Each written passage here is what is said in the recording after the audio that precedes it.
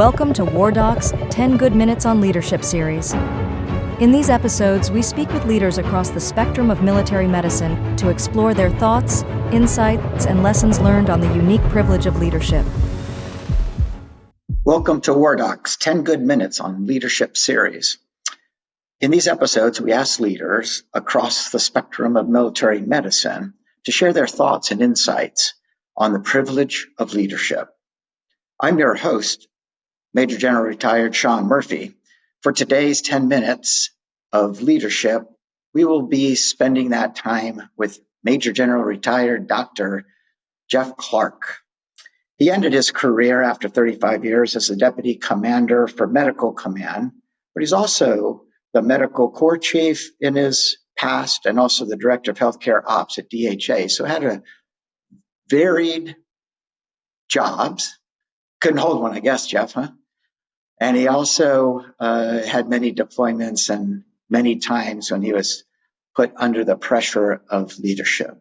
He's a great friend of mine. He was born in the great state of North Carolina, in which I retired. So, Jeff, how you doing? Sean, I'm good, and you're very kind. I was blessed to be able to serve in the military medicine, to serve along folks like you. Thank you. Super. Well, Jeff, we're going to talk about leadership a little bit, and I think we'll just start with the general question of, what's your leadership philosophy, or what's your principles that you kind of guide yourself by?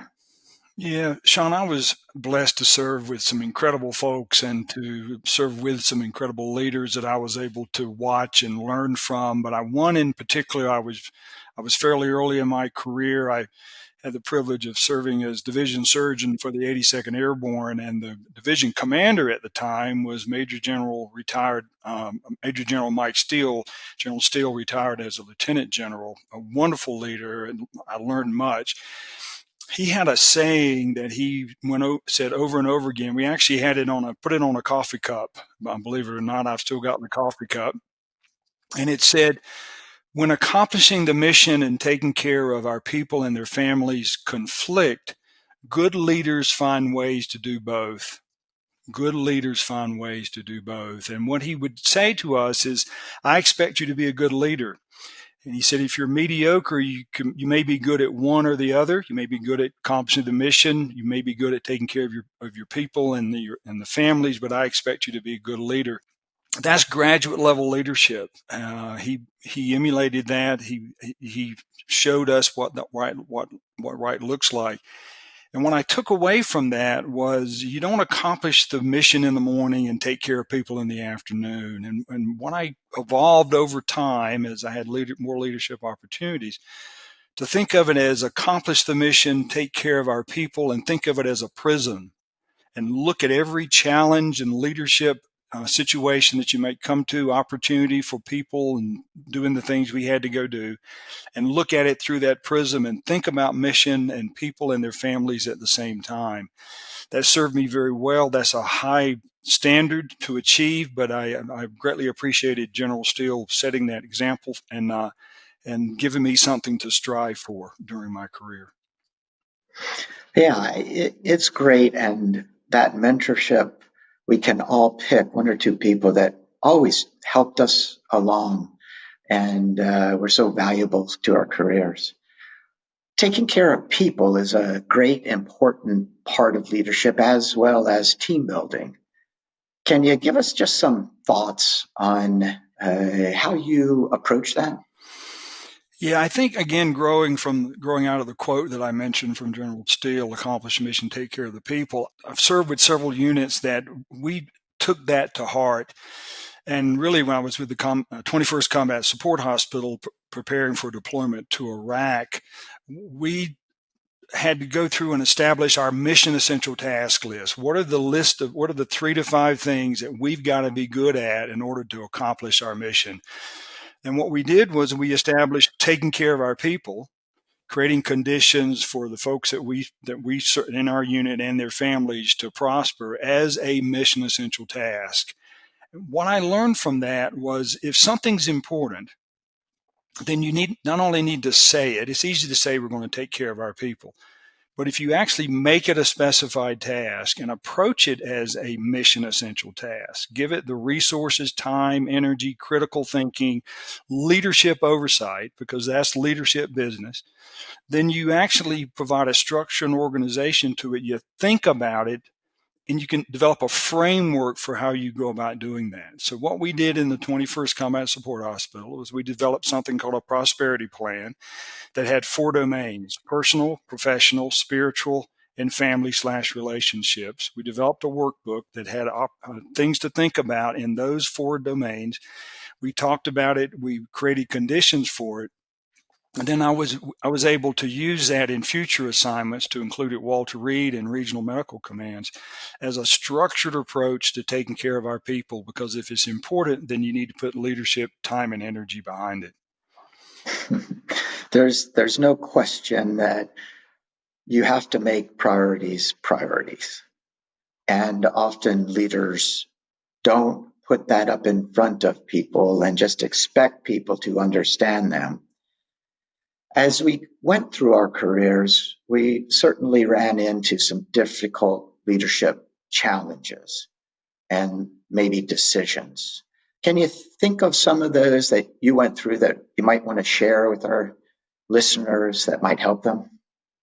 A couple come to mind. One was a deployment I talked about to Iraq. Deploying for a year is hard in and of itself. Our mission was detainee health care, to provide high quality health care for detainees. That's a tough mission. We took it on and did it to a very high standard. I'm very proud of the care that we provided everybody that we took care of, not only service members, Marines, soldiers, airmen, corpsmen that may have come in, et cetera, but certainly to the thousands of detainees that we provided care for. But that's tough. That's tough, being away from home for a year, but also the challenge of taking care of detainees because of the circumstance. You have to be very careful about how you approach and how you do things and so forth, was mentally fatiguing. And so watching carefully to see how folks were doing, to spend time walking around and listening to what's the individual doing, what is the morale of our unit, and spending time and energy doing that was certainly a challenge. And I guess a different challenge was when I got to Walter Reed and had the opportunity to serve as director of Walter Reed. And what I found was it was right after the merger and between Walter Reed Army Medical Center and National Medical Center of Bethesda. 2 academic organizations had come together. They provided very good health care. Academics, research, education were absolutely astounding. It was just off the charts. I was just amazed. There was room for improvement in patient experience, and there was certainly room for improvement in things like stewardship and accountability and the action of the running of a medical center. And to guide folks and help us all understand that patient experience is central to who we are. Stewardship and accountability creates the conditions for the great care that we are able to provide.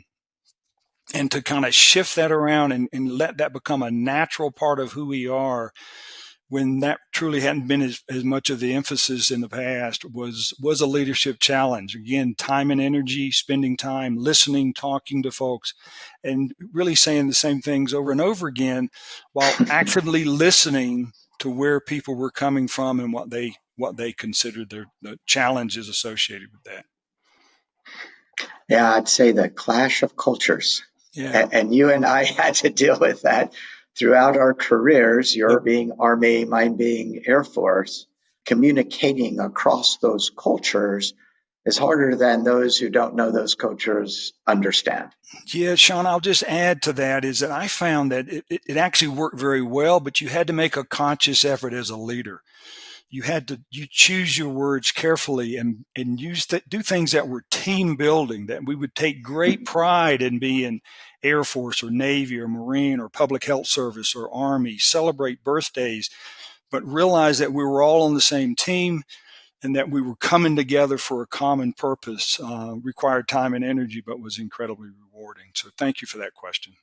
No, you bet. You're a great joint leader.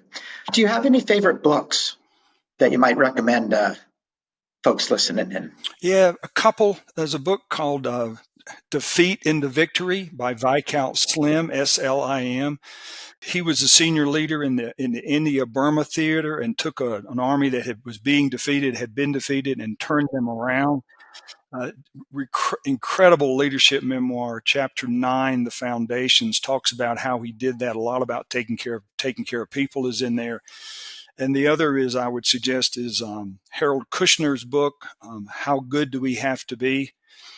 Kushner is a rabbi, and he talks about how good do we have to be. And the fundamental message of the book is God does not expect me to be perfect in order to love me and appreciate me.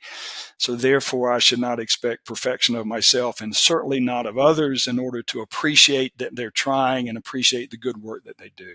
Great recommendations. And I know probably our worst critics are ourselves. And we beat ourselves up more than we'd ever beat somebody else up. So that's got to be a great book, and I need to put it on my list.